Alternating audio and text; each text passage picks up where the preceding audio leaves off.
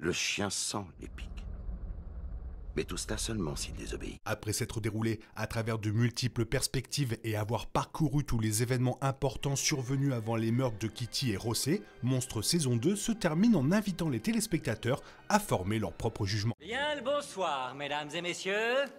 Nous sommes l'animation de la soirée.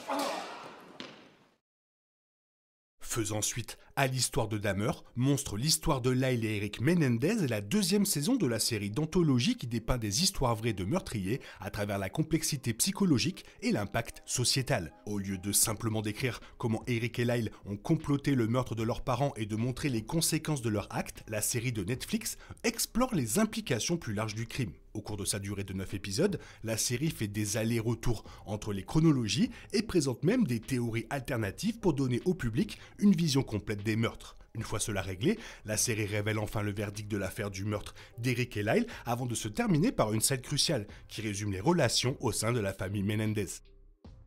Comme l'établit le final de la série, le jury déclare Lyle et Eric Menendez coupables de 2 chefs d'accusation de meurtre au premier degré et de complot de meurtre. Il revient aux membres du jury de décider s'ils méritent la peine de mort pour leur crime ou une peine d'emprisonnement à perpétuité sans possibilité de libération conditionnelle. Un jury croit strictement qu'il ne devrait faire preuve d'aucune pitié envers les 2 frères, mais tombe soudainement au sol après avoir eu une crise cardiaque. Son remplaçant aide alors les autres jurés à comprendre qu'ils devraient envisager la possibilité que les frères aient été bien maltraités par leurs parents. Par conséquent, les jurés font preuve d'une certaine pitié envers eux et les frères sont condamnés à perpétuité sans possibilité de libération conditionnelle. L'avocat de la défense d'Eric, Leslie Abramson, essaie de prendre des dispositions pour s'assurer que les frères se retrouvent dans le même établissement. Cependant, malgré tous ces efforts, les 2 sont transférés dans des prisons différentes. Avec cela, Eric et Lyle acceptent leur sort alors que 2 camionnettes différentes les emmènent dans des établissements correctionnels séparés. Avant que le générique de fin ne commence, il présente une scène où Rossé et Kitty ont une conversation intime tout en attendant avec impatience de pêcher les requins depuis leur bateau. Rossé s'excuse de l'avoir trompée et lui assure qu'elle est importante pour lui. Il l'encourage même à revenir au journalisme car cela pourrait l'aider lorsqu'il se présentera comme sénateur. Cependant, alors qu'ils font le premier pas vers une réparation de leur relation, Lyle et Eric restent à l'arrière du bateau, croyant que leurs parents préparent leur meurtre. Bien que Kitty se demande pourquoi leur garçon ne les rejoignent pas, Rossé lui demande de les laisser tranquilles. Cette scène présente apparemment un scénario « et si » où les choses auraient pu se terminer différemment pour la famille. Si Rossé avait demandé à ses fils de les rejoindre et établi qu'il n'avait aucune intention de leur faire du mal, Eric et Lyle auraient peut-être enterré leurs soupçons et changé d'avis. Cependant, après avoir enduré des années de maltraitance de la part de leurs parents, les 2 ne pouvaient s'empêcher de croire que leurs parents étaient déterminés à les tuer, les incitant à exécuter leur plan de meurtre vicieux. On pourrait croire que cette scène tente de dresser un tableau objectif de la dynamique familiale et des événements qui ont conduit au meurtre. Cependant, cela met subjectivement en évidence la manière dont les 2 parties de la famille ont entaché leur relation à un point tel qu'il est devenu impossible de considérer leur interaction comme purement innocente ou malveillante. La scène invite le public à réfléchir au point de vue des frères en soulignant à quel point ils ont mal compris les intentions de leurs parents, mais leur rappelle également que leur paranoïa était probablement une conséquence des abus qu'ils ont subis au fil des années. Monstre, l'histoire de Lyle et Eric Menendez capture de manière surprenante certains des moindres détails des événements réels. Par exemple, son arc d'ouverture montre Lyle Menendez portant les chaussures de son père dans la salle d'audience. Il s'agit d'une référence directe à l'époque où, lors des funérailles de ses parents, Lyle a rappelé comment son père lui disait toujours qu'il ne pourrait jamais remplir ses chaussures. Tout en portant ses chaussures, il a plaisanté en disant « Devinez quoi, je porte les chaussures de mon père aujourd'hui ».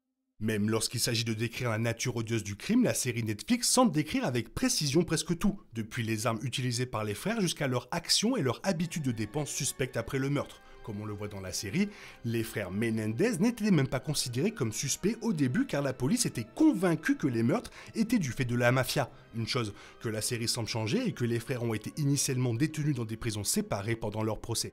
L'émission sur les crimes réels de Netflix évite également de décrire à quel point il y a eu de nombreux allers-retours au tribunal concernant l'utilisation des cassettes du docteur Ozil comme preuve des crimes. Même lors du procès réel, les accusés essaient de faire passer l'idée selon laquelle les frères Menendez n'avaient tué leurs parents que par légitime défense, craignant que leurs parents complotaient également pour les assassiner. Au lieu de donner au public une vision unidimensionnelle de la nuit du meurtre et des motivations des frères, la série semble également mettre en lumière avec précision de nombreuses perspectives qui sont entrées en jeu dans le véritable procès du crime.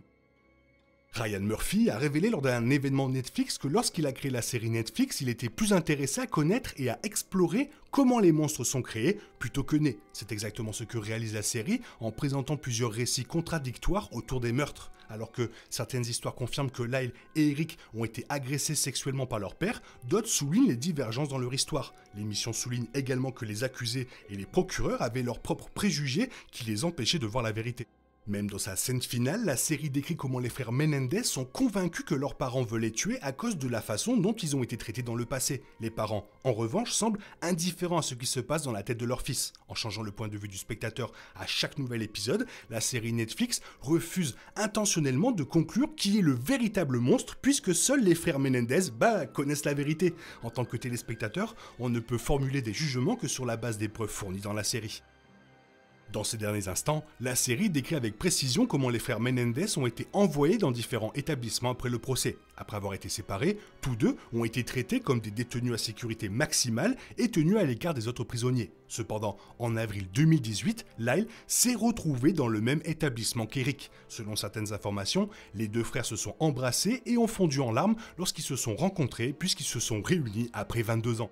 Lyle Menendez a épousé Anna Erickson le 2 juillet 1996, mais les deux ont divorcé lorsque Erickson a appris qu'il a trompé. Un peu plus de 2 ans après le divorce, Lyle Menendez a épousé Rebecca Sneed dans la zone de visite de la prison d'État de Mule Creek.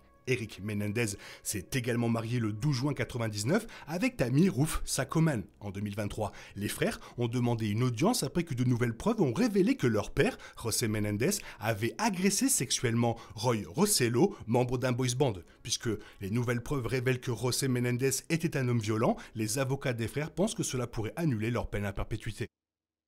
L'un des moments les plus surprenants est celui où O.J. Simpson se retrouve dans une cellule à côté d'Eric Menendez en prison et que les deux discutent de leur affaire judiciaire. Comme Lyle Menendez l'a confirmé, cela s'est réellement produit et ils ont partagé de nombreuses conversations avec le défunt footballeur. Il a également révélé qu'ils partageaient la même salle de réunion d'avocats et qu'ils étaient également logés dans le même quartier. La saison 3 de Monstres a déjà été confirmée. Comme les rapports le confirment, l'affaire se concentrera sur Ed Gein, qui a été placé en détention provisoire dans un établissement de santé psychiatrique après avoir avoué le meurtre de 2 femmes. Comme l'étude présentée dans les saisons précédentes de la série Netflix, Ed Gein a également eu un énorme impact sur la culture pop. De nombreux personnages de films d'horreur comme Leatherface et Norman Bates sont vaguement basés sur lui. Et étant donné que de nombreux détails entourant l'ampleur des crimes d'Ed Gein sont basés sur une extrapolation médico-légale, la saison 3 de Monstres devra emprunter la même voie narrative que la saison 2 et ne tirer aucune conclusion objective. Charlie Hunnam, surtout connu pour avoir joué dans Sons of Anarchy, a été choisi pour incarner Gein dans la saison 3. Bien que le rôle soit loin de ce qu'il a déjà fait sur le grand et petit écran, l'acteur a le talent et la gamme pour incarner le meurtrier américain dans la 3e saison de la série Netflix. Bardem est incroyable, la saison est incroyable, les différents points de vue c'est complètement fou, l'épisode 5 c'est une pépite, franchement toi qu'est-ce que tu en as pensé? Fais-moi part de ton avis dans la zone commentaire, sinon il est temps pour toi de reprendre le cours normal de ta vie, on se retrouve bientôt pour une nouvelle vidéo, bisous bye bye. Il est impossible de compter sur les autres de nos jours, on est obligé de tout faire soi-même. Je me trompe? Rien de grave, j'avais tout prévu. Où va le monde, je vous le demande.